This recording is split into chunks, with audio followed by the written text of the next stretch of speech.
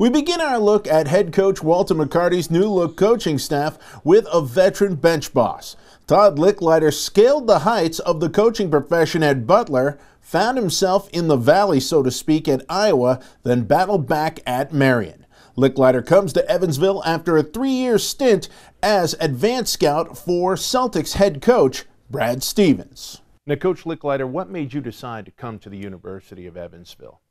Well, I know of the rich basketball tradition at Evansville, and I've always been impressed with their program. And then I believed in the university. I like the small private university that has special attention, that has the high quality of education that you can recruit to. The location is terrific in the Midwest, an area that I know. And then last but not least was Walter McCarty. I thought that he had a great vision, and it was the kind of person that I'd want to work with, and that I could see being my supervisor. And you know, I think I had the opportunity to influence Brad Stevens, and Brad had the opportunity to influence Walter. So I think we're on the same page in a lot of ways, and so it was very appealing. Now, you've been described as studious, obsessed, and with a great love of basketball. Would you say that's accurate? I do love the game. I love to coach it. I just think it's such an interesting challenge because of the team aspect of it. And I think we were able to excel in a lot of the team areas with groups I've had, and that's really satisfying. Now, you come by the coaching profession honestly. Your father was a high school head coach many years ago. How much of an influence was he on you? Well, it influenced me a great deal as far as being around the game all the time. And I can remember some of my earliest memories are 5 years old, being in the gym. He was a middle school science teacher, and we'd go up to the gym and play. And then growing up watching his teams and being in Indiana, that's huge. So he wasn't only a coach, but he was in a state that's obsessed with the game. And so I don't know that I had any choice. It's what I knew and what I enjoyed. And now playing for him was different. That was incredibly demanding. And so sometimes I think he wanted me to do things that I really wasn't capable of doing, but I appreciate him having the confidence. So. Now, as a coach, how would you describe yourself during your playing career? Lack of maturity. So, you know, at the college level, you know, it was interesting. I wanted to play so bad, and when I went for my freshman year and at Wilmington, I think the coach made the right move. I shouldn't have played. There was somebody ahead of me, but at the time, I just couldn't accept it. I wanted to play so bad, and so I transferred to a junior college and played there, and then had a terrific experience at Butler. So it worked out, but like I say, I think today I would have stuck out the first college, but hindsight's 20/20. So I would describe myself as a player as somebody that tried hard to make players around me better. I like to pass. I like to do the things that I think makes a team strong. I wasn't a great scorer, but I didn't need to score. It's not where I derived my satisfaction. It was in team success. Now, you began your head coaching career right out of college at the high school level. In fact, you stayed here in Indiana and coached at that level for a decade, right? What a terrific experience. I don't think I was very good at it, to be honest with you, but I was at two small schools in Park Tudor and Danville when it was a single class, and I loved it. You know, it's interesting. I got to coach Eric Montross, who went on to star at North Carolina and play a long time in the NBA at Park Tudor, and I was able to coach John Gross, who's now the head coach at Akron, and so those experiences and the relationships were terrific, and just the challenge of Indiana high school basketball. And I didn't work under anybody. I was a head coach right out of college, which I don't think I'd recommend to others. I think you need mentors, but it's what I did. And so I learned by trial and error. And people ask me, well, what would you say to those players today? And I'd say, I hope they forgive me, because I made a lot of mistakes. But they seem to have forgiven me because we stay in touch. From there, you went on to the college game where you were the director of basketball operations at Butler, where you made kind of a fortuitous connection. My first stint was back in, I believe, '88 or '89 as an assistant coach to Joe Sexton during the old MCC days, I think it was at that point, when Evansville was so good. You know, I don't want to single anybody out because I'll miss some, but I will single out Scott Hafner. It was the time he scored, I want to say 65 points. It might have been more than that against Dayton.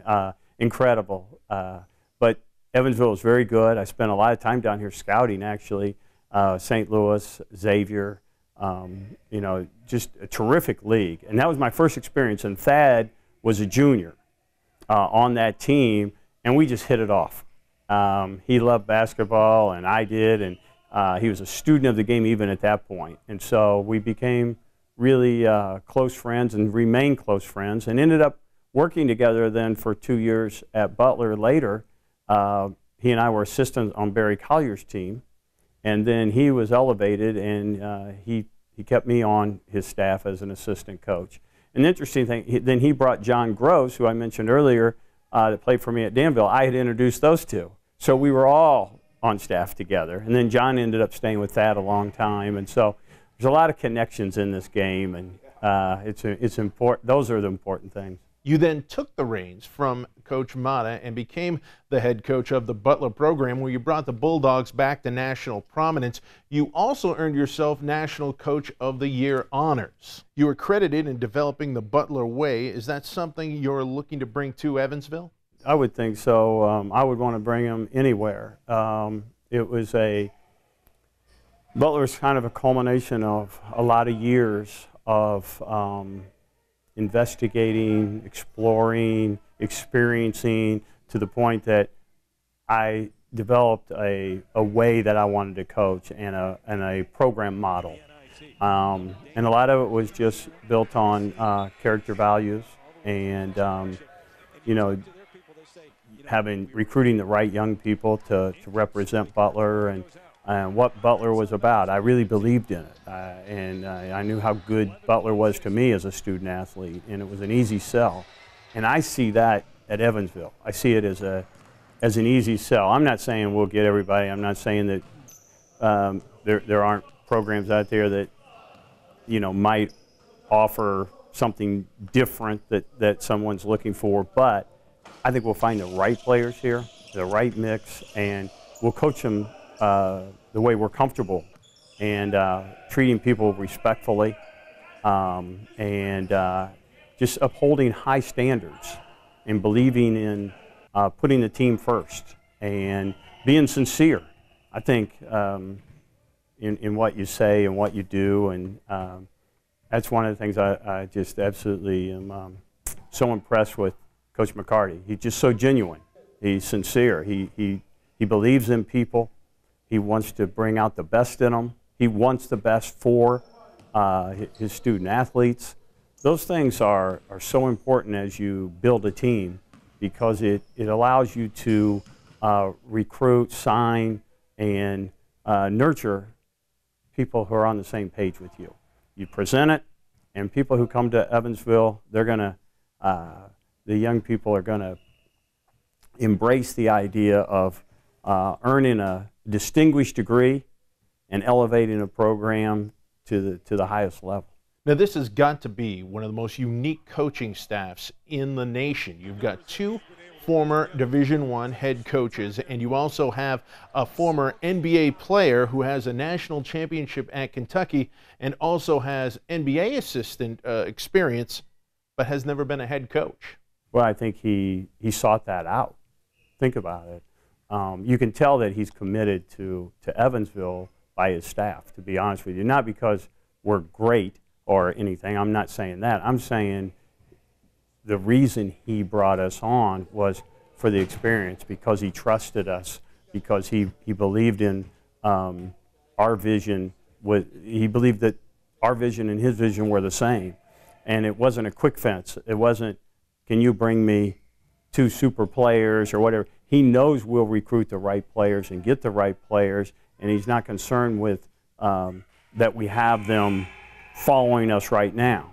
He's concerned with building this program with the right foundation, and I think he trusted Brad Stevens, and Brad was obviously in Matthew and I's corner, I'm sure.